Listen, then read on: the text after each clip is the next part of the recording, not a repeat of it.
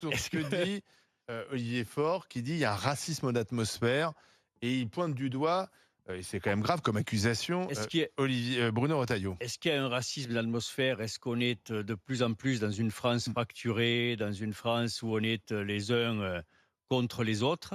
À l'évidence, oui. Moi, je vais vous dire ce que je vis assez régulièrement, pas fréquemment, mais assez régulièrement.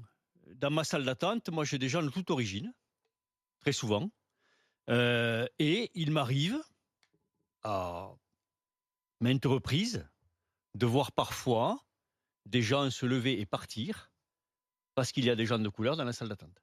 Ce que je ne voyais jamais il y a quelques années. Et ça m'arrive régulièrement. Et c'est profondément choquant. Je vois très régulièrement des gens lever les yeux au ciel ou manifester des mimiques de désapprobation ou de colère quand il y a des gens de couleur qui passent devant eux alors qu'ils ont pris rendez-vous comme eux et qu'ils sont à l'heure normale. Ça m'arrive régulièrement. Ça n'arrivait pas il y a quelques années.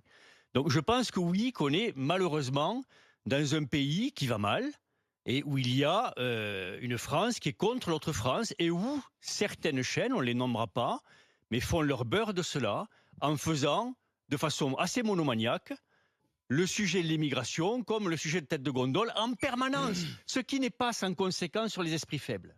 Je veux croire que les gens qui tuent d'autres gens parce qu'ils sont juifs, parce qu'ils sont arabes, parce qu'ils sont d'une autre couleur, sont des esprits faibles et cons. Et sur les esprits faibles et cons, ben ça a du poids. Donc oui, il y a un certain poids. C'est peut-être pas la raison de ce meurtre-là, mais en tout cas, je pense que oui, ça a du poids.